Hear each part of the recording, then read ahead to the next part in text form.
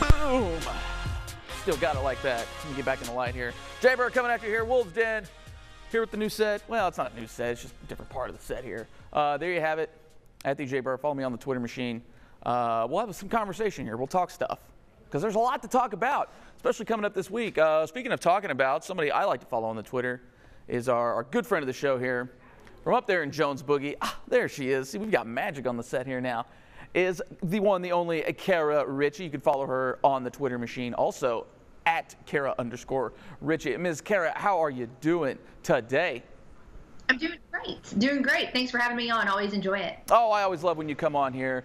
Let's get into it here because, like I said, it was a big week and we got a lot to talk about here. We'll start with the men's side of things here. And boy, oh boy, this team is starting to figure some things out here. Swept the Alabamas at home versus USA, on the road against Troy. Real dicey game there against the Jags. Handled their business against Troy. I guess we'll kind of start with the home game there against South Al. This is a team that always plays them tough. It really doesn't matter what the records are. You can always seem to throw them out the window. You see the sneakers out there, coaches for cancer and all that fun stuff here. But this is a game where Arkansas State, I don't want to say had control, but they never really trailed in this game, which was is a little different than what we're used to in this one. Kind of what did you notice in this game against the Jags? Well, usually we see Arkansas State get down by 12 and then come back. This game they were up by 12, and then South Alabama came back, and it got a little dicey there at the end. In fact, jokingly asked Coach Bellato following the game, if he was more relaxed, more calm in this one, since in fact the Red Wolves did lead from tip-off to final buzzer, and he said a big no quickly. But I was really impressed with just the turnaround from how this A-State team played against South Alabama on the home court as opposed to their prior matchup, because these teams, Jay, just played 2 weeks prior to that, and it was not a good game for Arkansas State. If I recall correctly, they lost by 16 points. They turned it over a ton and just did a lot to beat themselves against that game. And South Al was the preseason league favorite because they've got a lot of good transfers in there. They've got a big beast of a dude down low in Josh Ayayi, and Arkansas State, while not able to completely shut him down, did a good enough job defending him that ultimately, they were able to come out with the win and what was an incredible team effort. And one stat to know from this game that just blew my mind: they had 21 assists on 22 made field goals.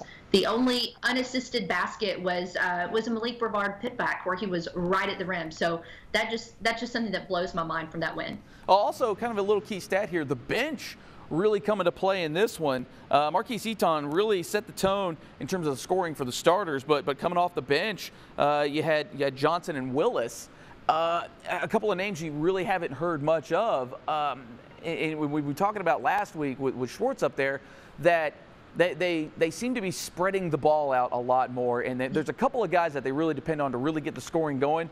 But now you're starting to see some of these other guys emerge and start to find a little bit of a groove. What did you notice from those couple of guys here coming off the bench?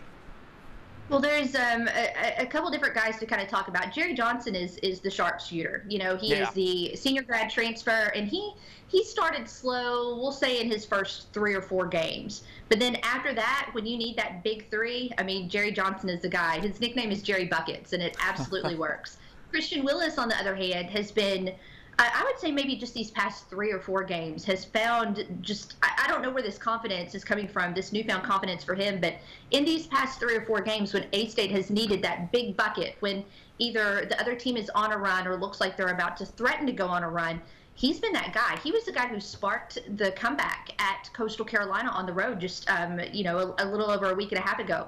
He had another good game against South Alabama. He played well at Troy. So all of a sudden, Christian Willis is thriving. And when you have one more piece in what has already been a very balanced attack, I mean, it's just good stuff right now. And we're looking at some of the video we got here. And the one thing I really can see here, it's everything going on in the background. I mean, this was probably one of the wilder atmospheres that they've had up there, not only this season, but it feels like it's been a little while for Arkansas State basketball to have a little bit of hype, and especially with the students getting involved up there. Yeah, basketball is always kind of a slow build attendance-wise.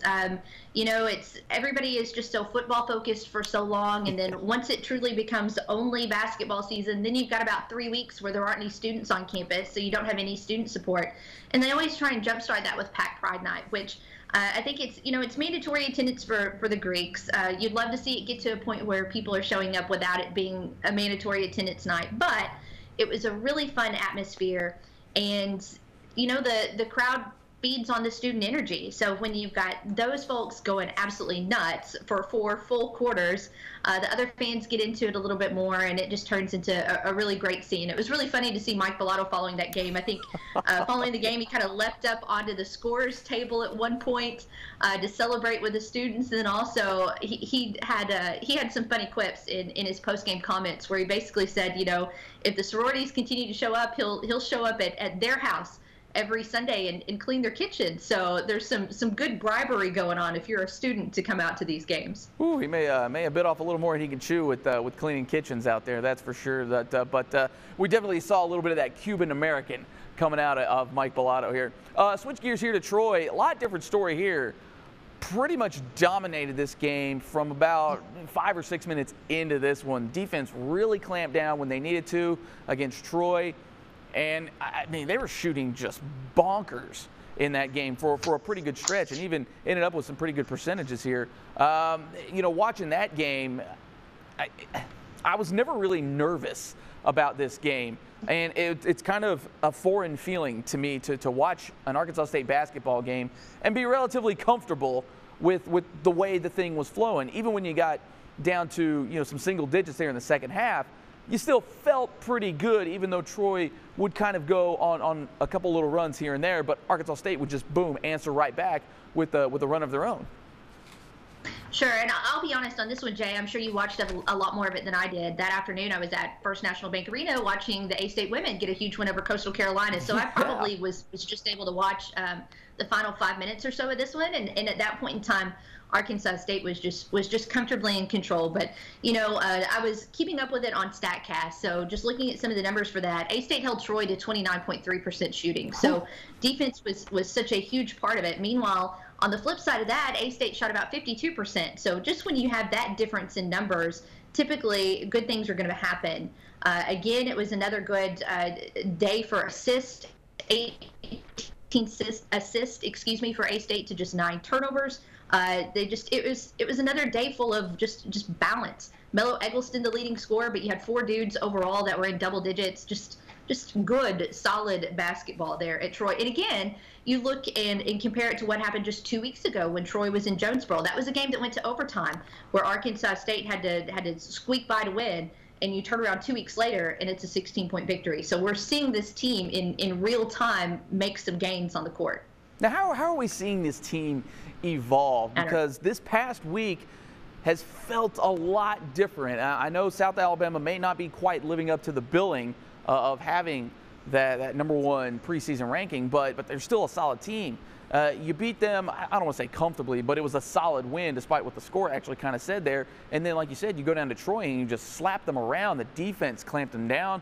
The 29% shooting, 25% from 3, whereas on the other end, shooting over 50% and then just under 50% from 3 ball for Arkansas State. They were 7 of 15. So what's going on here? What have you kind of noticed here? Because it seems to me, that maybe this team is clicking or starting to click a little. Ever since we saw the many nicknames of Melo Eggleston get into play here, things seem to be kind of rolling here. Yeah, the short answer is I don't know. There's a lot of things this team does that just kind of defies logic. Statistically, they probably shouldn't be a 15-win team, but yet here they are. Statistically, they definitely shouldn't have 6 comebacks under their belt this season, but yet, again, here they are. I think when you look at, just how much they were able to improve in such a short amount of time when you're looking at the Alabama games, is the fact that I know I personally continue to forget maybe that this is still a little bit of a young team and still a team where the pieces are kind of coming together. You look at a couple of different guys here that are new additions this year that are that are definitely quality contributors in Melo Eggleston and Jerry Johnson. You know, Jerry Johnson, this is his third different college team, but he's been able to come in and have important roles in every team that he's played for. Melo Eggleston went, I don't know how long he went without, between playing competitive games, and of course as a freshman at Wake Forest didn't get on the field a lot, so we didn't know how he would fill in, and he continues to get more and more comfortable every single game. And then in addition, you've got two valuable freshman contributors. One is Caleb Fields, your starting point guard. Yeah. He has been good from the tip of the season, but he continues to get better because that game is going to continue to slow down for him. And then I think one of the guys we've seen made some huge gains just as of late is Antoine Jackson, the other freshman there on that team.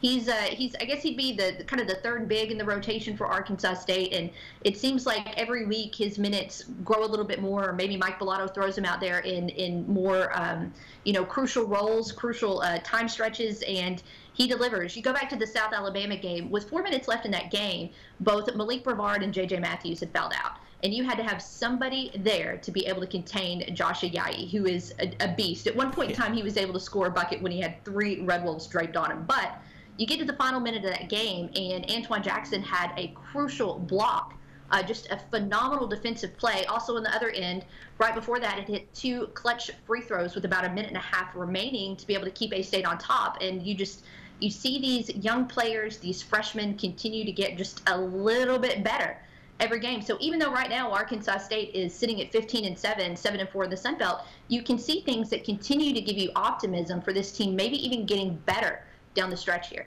Yeah, and it's real exciting when you put those two things together, freshmen and improving as the season goes along. So it's really exciting here. Let's actually take a glance here at the standings, kind of where things at. You mentioned the 7-4 here. It's getting pretty jammed up there towards the top. You're kind of starting to see a little bit of the cream rise.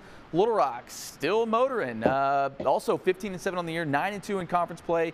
Georgia State at 7-3. Arkansas State right behind them in that 3 spot there. Georgia Southern at 6-4. So we got a nice little Arkansas, Georgia 1-4 there. Texas Arlington. I know a lot of people were really upset about that loss that they had earlier in the year to them. Maybe not as bad as we once thought they were. There you are. They're sitting at 9-12, 5-5 though in the belt, up to the 5th seed here. Texas State, App State also at 5-5, so everybody's kind of tied for standings there. South Al 5-6 now, sitting at 8th. They were the preseason 1. They're 8th in the conference, over 500 though, so that's encouraging. CCU also over 500, 4-6 in conference. Troy at 4-7. And then the Louisiana is kind of bringing up the rear here. Not sure what's going on with ULL because they've usually been pretty good at basketball. ULM, they're sitting at the very last spot, 2-8 in the conference. So a big week coming up here for the men's team. Got the Carolina split here. I guess, how do you sort of see this team going forward? Because, I mean, again, we've been trying to figure this team out. We can't seem to really get a handle on them. I'll take the results, no doubt. But, again, another tough couple of teams here. Again, Coastal Carolina, one of those teams that just always seems to give Arkansas State fits. App State, a lot better than what they've been in the past couple of years. How do you think these shake up? Well, Coastal Carolina, I know, their head coach, Cliff Ellis, is a legend. That guy probably has about as many career wins than everybody else in the Sun Belt combined.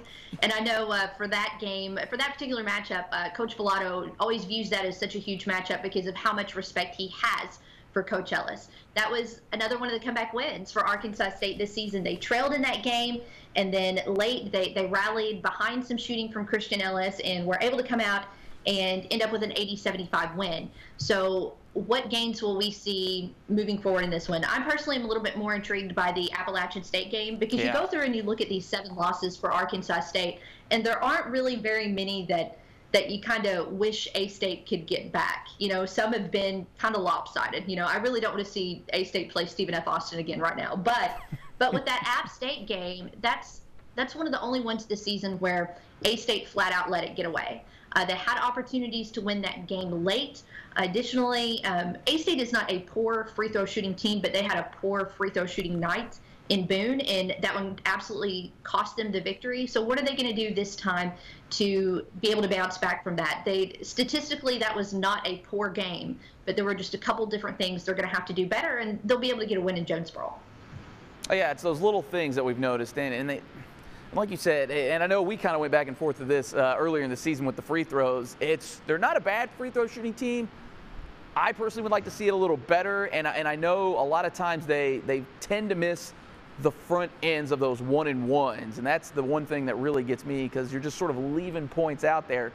And like you said, in that App State game, I think we saw about 3 of those in a row at one point where they would miss the front end of those 1-and-1s and just daggers into the gut. So we'll see how it goes up. But I'm with you. I'm more intrigued by that matchup for sure. All right, let's switch gears here, girl. Let's get to the ladies here. Interesting split on the week. Probably was best case scenario was to get a split on the week. Maybe not quite the way we thought it was going to go. They got housed by the Cajuns, but then they end up upsetting what has been the best team in the Sun Belt for probably the past couple of years in Coastal Carolina. Yeah. So let's kind of start with that first game. We'll get it out of our system real quickly here. Boy, just what went wrong in that Ragin' Cajun game? Because it feels like anything that could have gone wrong did. Yeah. I'll be honest with you, this is one I didn't get to watch either because of the fact that the men were in Jonesboro that night, so I was taking that one in. But and it was also one that once it got started, I didn't pay a ton of attention to, because at the half, Arkansas State was trailing 44-25, and you're just thinking, oh, yikes. And statistically, it's not like it was nasty. It's not like they shot 20% and turned it over 30 times. There's so many different small things that led to that being a 40-point loss, but it was just ugly, just all over. Yeah. No way to even. I still don't know how. It defies logic how they lost by 40 points at the Ragin' Cajuns. It also very much defies logic how they were able to bounce back from that and beat a Coastal Carolina team that came into Saturday with a 15-2 record. And not only were they good in the win-loss column, but you go in and prior to that game, I just kind of looked up and down the Sun Belt statistical stat leaders. And Coastal Carolina as a team was 1 or 2 in just about every single statistical category you could look at. Field goal percentage defense, 3-point shooting, best team in the league. They were great rebounding. They were great as far as not turning it over, just anything and everything you can do on a basketball court. Coastal Carolina was good at and was statistically much, much better at it than Arkansas State was. But yet, Arkansas State played some killer defense. They were able to hold their own on the glass, and they just had a real tenacity about them from start to finish that contributed to that win. It seemed like, too, in that Coastal Carolina game, both teams kind of slow going in this one. It was not a very high-scoring affair, and then the fourth quarter happened. Yeah, I'll be honest with you. That game, the first half was ugly. There were a lot of missed layups. Neither team could really seem to get in any kind of offensive rhythm.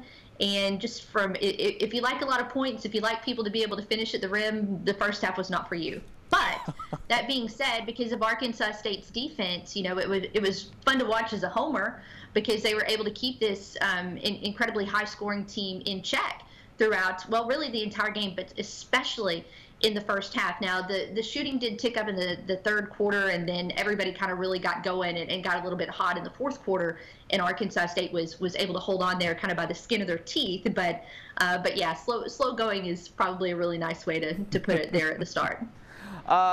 Just kind of take us through that last play there. We just saw it on our screens here. But Jariah Washington kind of just sort of was like, get out the way. I'm going to take on the entire team. Gets her own rebound. Boom, right back up as the horn goes. One of the things with Jariah Washington that is going to be hard for people to tell just on video is just how fast she is with the ball in her hand. Yeah. When she is sprinting down the court, her defenders have a problem keeping up with her, and of course she's dribbling the whole time. So just her court vision, her speed, being able to handle the ball is so impressive. And she's also a very determined young woman, and you can see that when she attacks the hoop. She's such a great finisher, and of course that particular basket she didn't finish, but she was right there to be able to get the putback, and then just left her hands. Perfect timing. You saw a jubilant A-State team run out to the court, and it was just it was a really cool moment, a really good win for them. Absolutely here. And then let me get your take on this, because I'm curious to see what everybody thinks here, because we're talking about a first-year head coach in Matt Daniels. I know a lot of people kind of were a little eyebrows up at this hire. I actually thought it was a pretty solid hire, considering he's a hometown guy. You know, record-wise, maybe not what you wanted, but I think there's a little bit of an X factor with him. And, you know, I think he's done a fabulous job considering, you know, sort of the roster he inherited and the fact that it's year one. And, you know, there's always some growing pains in year one of a new coaching era. What do you think how do you think he's done, and what are some of the things that you've noticed a little differently out of Coach Matt Daniel? It's hard to really size up it's hard to be fair in any assessment of him in year one, because one thing you look at, you know, this team did not have a very good run of it out of conference, but this schedule did him absolutely no favors. You know, not only did they have to go on the road to take on Baylor and DePaul, you know, Baylor a national championship contender every single year and DePaul a top 25 team, but this was also a team that went almost 2 full months where they only had 1 home game. It was a brutal, brutal schedule. You start to look at what they've done in conference play, and of course now things have started to tick up. You know, they won 4 in a row before they went to Little Rock, and just bad things happened for A-State women's basketball in Little Rock. Unfortunately, it's been that way forever. And unfortunately, this year didn't stop that. And then you had just the inexplicable whatever in Lafayette, only to turn around and bounce back and beat Coastal Carolina. So I'm not even going to lie to you. Still a little bit confused about this team. Still trying to find out, you know, see what this team is going to look like once they play consistent basketball. I did absolutely love the energy they played with against Coastal Carolina. You know, can we see that night in and night out? And if so, then this team is going to be able to fare well. They're not a good shooting team, so they have to be able to continue to just be really physical and defend very well. And again, we saw that against Coastal. Can they keep that up down the stretch? So I know that's not really a good answer, or at least not really an answer where I have a strong opinion, but I'm still kind of waiting, to be honest, to fully evaluate this season and how Matt Daniel has done in year one. Yeah, absolutely. And I think, too, like you pointed out, just some of the inconsistency that we're seeing. You just simply look at the home-road split. This team is a completely different team in Jonesboro than they are basically anywhere else. And the records kind of reflect that. Yeah, definitely. And again, you know, part of it is strength of schedule as well. Some of the teams they played on the road have been absolutely brutal, but they weren't home very much at the beginning of the season. Kudos to them for kind of riding the ship right at the start of conference play and getting a road win early there at Texas State. And then, of course, once they got settled into home, we started to see some victories there. But it's just there's still a lot of questions about this team and how they're going to be able to fare down the stretch. All right, let's take a look at the women's standings here, because this one is far, far, far from over. It's just jammed up here. Troy now rising to number 1. At 7-1 in conference. Lafayette 6-2. Texas Arlington also 6-2. Little Rock also 6-2. The aforementioned Coastal Carolina now drops all the way from 1 to 5 with that 1 loss. So that's how tight this conference is on the women's side. You see them there at 5-2. And then it's again, you've got USA and ASU kind of right there, the 6 and 7 holes, both at 5 and 3. So not a whole lot of separation. You're starting to see it a little bit, but you're kind of starting to see some tiers start to form here. And then after Arkansas State, you kind of see a little bit of a drop-off. You've got Georgia Southern there, 3 and 4, and then it really just bottoms out here. App State, just not very good. Georgia State also not very good, both at 4 and 14, 1 and 6 in conference, and then ULM at 1 and 7. Got that one conference win that comes against the Texas State, which oddly enough is just fallen off the map. Coming into conference play, 7 and 4, you kind of do the math there. Now all of a sudden they're 0 and 8 and dead last in the conference here. So I guess, Kara, kind of just what's your overall take here on the conference as we stand right now? I think there's a couple little surprises. Obviously Arkansas State being one of them. But what else have you noticed here out of the conference play in the women's side? I do feel like it's a little bit, there are more established clear contenders on the women's side of things than maybe the men. The men, I almost feel like you could flip like a 8-sided die and that's going to be the winner of the Sun Belt tournament. The women's side, you know, Coastal Carolina is very good. They're going to bounce back from that game. Yeah. Again, statistically, they do everything well. That's a good team. Troy has been Coach Rigby has built that program up the past few years. They have a little bit of a frantic style of play, but they're good at it. and they continue to get wins. And Little Rock, even though they're a little bit down this year for their standards, nobody in this league is going to be able to count them out in any way, shape, or form. So I feel like those are really, despite whatever the standings say, I think those are your three strongest contenders for the Sun Belt title, and we'll just see how that kind of shakes out down the stretch. All right, a little odd scheduling thing here, and I actually want to get your take on this too, because I know you've talked to AD Terry Mahajer, and it's one of his favorite things to talk about is Sun Belt basketball scheduling.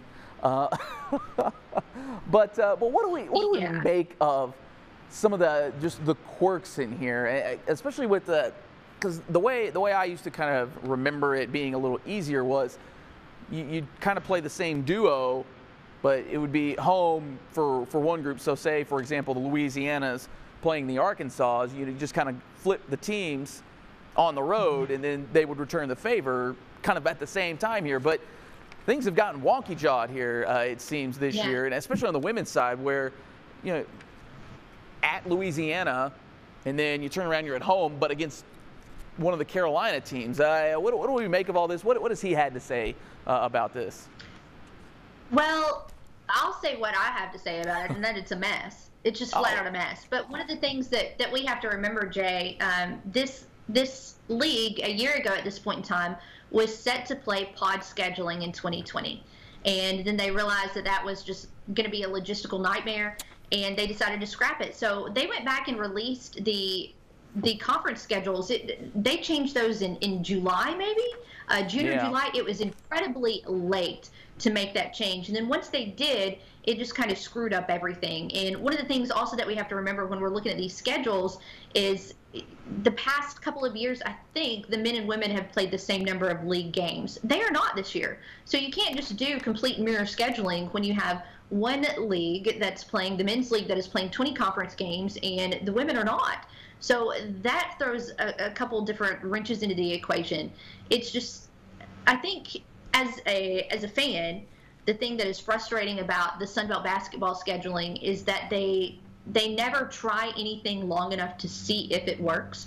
The conference schedule changes almost yearly or it's every a biannual thing, yeah. Yeah. Every 2 years, they completely tweak how they do it. They completely change up the conference tournament because they continue to try and make changes in a system that's already stacked against you. Right now, this is a one-bid league. It really doesn't matter how you change up the schedule, how you change up the tournament.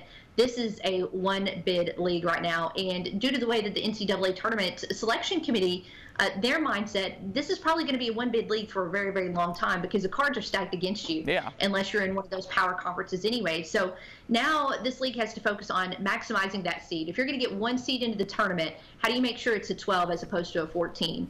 And that's still something that they're continuing to work on, which means we will probably see more tweaks to the Sun Belt basketball schedule in the next couple of years. Absolutely here. For me personally, and this is just kind of my hot take here, is I enjoyed it the best when you had everybody on site. Now, I know with the 12 team, you kind of have to give a couple of teams some buys, but I think if you just do those top 4 teams, just the one bye, everybody else kind of play as we go, I think that's probably your best formula. And now, is it going to create some chaos? Yeah, it's going to create some chaos. But as you mentioned, chances are this is just a one-bid league 99.7% of the time anyway. So is it really going to matter? Now, I understand what they're trying to do with the maximizing of the seeds, but, I mean, chances are the Sun Belt's going to be in that 13, 14 range pretty much regardless, unless you have somebody, from – I guess if you're looking at the standings now, you have somebody like Texas State or somebody just kind of make a magic run, then you're talking a little different. But chances are your top half is probably going to win that game or that tournament. I don't know. And I know now we're looking at different sites for it. What do you know about potential? I know Pensacola was thrown out into the mix. I know a lot of people, especially around here, kind of want it back there in Hot Springs. I don't think they're on the table here. What are some of the sites, and I guess kind of what would be one of your sort of ones that are closer to your heart? Well, there's two. Hold that thought on the sites for 1 second, because I want to follow up on something you just mentioned in returns to kind of in regards to maximizing that seed. I'd have to go look because I don't have my notes in front of me. I have them somewhere in my office. Good luck with that. But One of the reasons that we continue to see this Sun Belt tournament and schedule change so often is because this league has done a really bad job of getting its #1 seed to the tournament. It happens somewhere in the neighborhood of like once every 3 years, the 1 seed will be able to advance to the tournament and make it to the big dance. And that's when you start seeing 15 seeds come out of the Sun Belt as opposed to your best team. So they're going to keep tweaking that tournament until we start to see 3-4 years in a row, or at least 3 out of 4 years, where that 1 seed advances and the seed gets better. So don't even think that they're probably done tweaking that, because there's no telling. As far as the future Sun Belt tournament, look, we all know that New Orleans has been a disaster. You look at this league average-wise, just average attendance throughout the year, it's not great, but it probably ranks in about 20th out of the 32-ish or so NCAA Division I basketball leagues. When you look at tournament attendance, just tournament attendance, it is flirted with being dead last since it has been in New Orleans.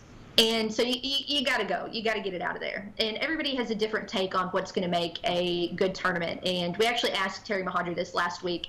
The priorities there, one, you want to be able to have a 2-court setup. So that way you're not having to have a 5 or 6 day tournament. You can kind of condense it. You can get everybody there at once, and you can just kind of knock out the men and women and have it go as quickly as possible, so you don't have to have your fans there making an extended stay of it. 2, you really want to see a city that just embraces this tournament.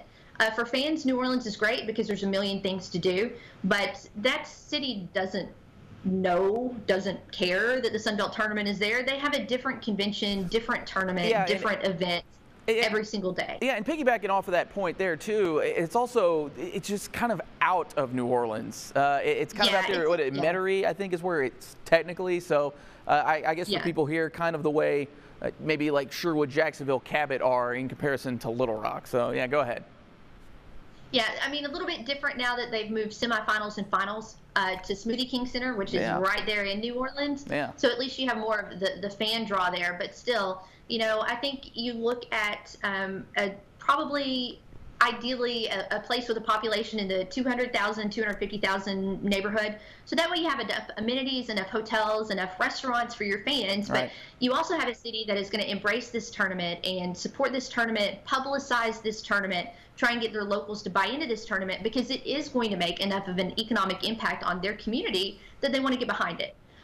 The Pensacola news was actually, you know, it was something that we went over last week, and turns out that's been in the works for a little bit, but they've put in a bid on the tournament. South Haven is put in a bid. Tunica, Mississippi, Beaumont, Texas, Huntsville, Alabama, Montgomery, Alabama, and I have no doubt I'm leaving out some places as well. I do think, you know, Terry Mahadri was very big on the fact that he thinks Pensacola is a great site. I think you can mark him down as a fan of that particular site. I personally am intrigued by Montgomery for the fact that it seems like they kind of want to be Sunbelt headquarters junior, in the sense that, you know, you already have a bowl game there, and they do a great job of taking care of the Sunbelt faithful that come in for that bowl. That's also going to be the site of the Sunbelt Conference baseball tournament.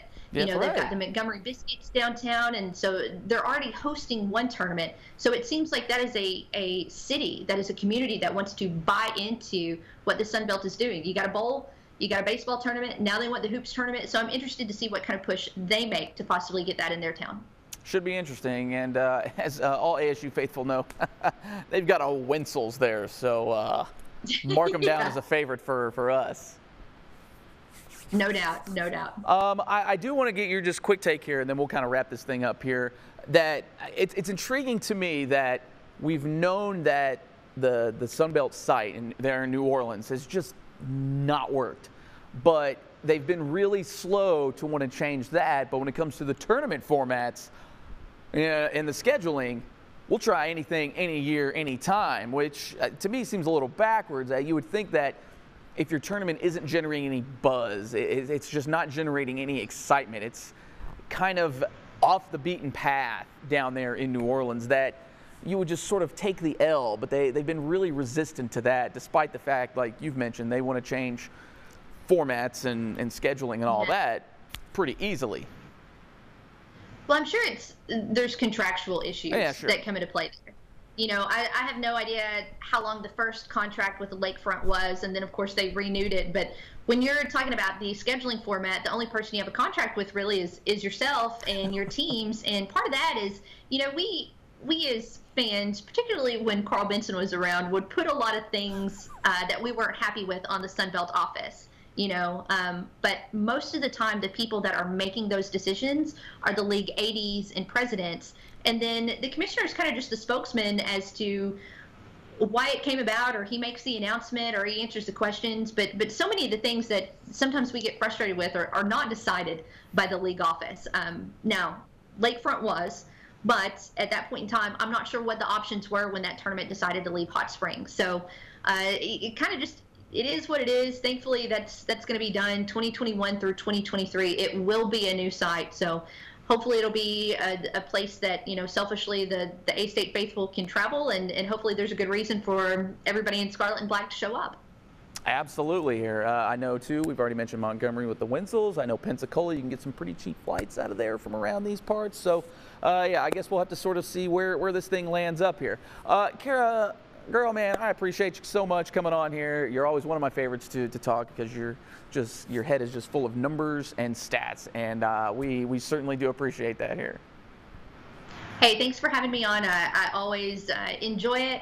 Look, I love going through the numbers, so anytime I get a chance to just kind of spit those out, I'm all about it. Fantastic. And I guess for all of our folks watching, where can they find you, and what have you got coming up throughout the week on your show up there? Sure. A lot coming up this week on the Workday Red Zone, which is Monday through Friday from noon to 2 on 95.3 The Ticket in Northeast Arkansas, KNEA 970 AM, and we added in a new signal, 96.9 as well. Of course, for those of you in Central Arkansas, you can stream that at 95.3theticket.com, or check out the TuneIn app and then search for KNEA, and that's a great way to keep tabs on us. Obviously, a lot of hoops talk this week. We'll get into some Super Bowl stuff, a lot of Kobe tributes, obviously, pouring out today. So that'll be on tap as well. And in fact, today's show will also talk hoops with Grizzlies writer Omari Sankofa, who covers the Grizzlies for The Athletic. So should be a fun week. This is a fun time of year. We'll have spring football to talk about in no time at all. So looking forward to that. Absolutely. And second signing day coming up soon. Oh, you guys are going to be jam-packed up there. Yeah, no doubt, no doubt. And spring football starting in February. Spring in February. Who'd have thunk it? All right. Well, Kara, we certainly appreciate it, and we'll do it again soon. Awesome. Thanks so much for having me. All right, you bet, girl. All right, so again, there you have it. We've got a lot still to come here with both the men's and the women's side of the basketball season. Like you mentioned, spring football is coming up pretty soon. Signing day is coming here. So still a lot to get to. So don't think things are slowing down, man. Things are picking up here. So we're going to wrap this thing up here. And for all of us here, down here at the Wolves Den, Kobe. We'll see you guys. Oh, I got Morrissey. I got him behind. Okay. We will see you guys next week.